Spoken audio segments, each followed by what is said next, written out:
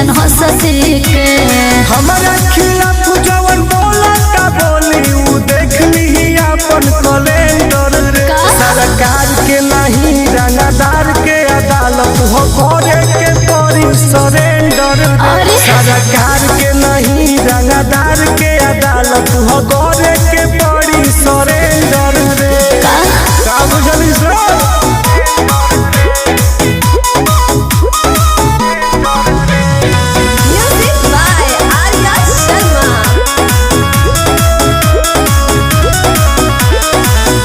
दिल्ली हाई court से बेल होखेला हमारा भी सीधे प्रभु से मेल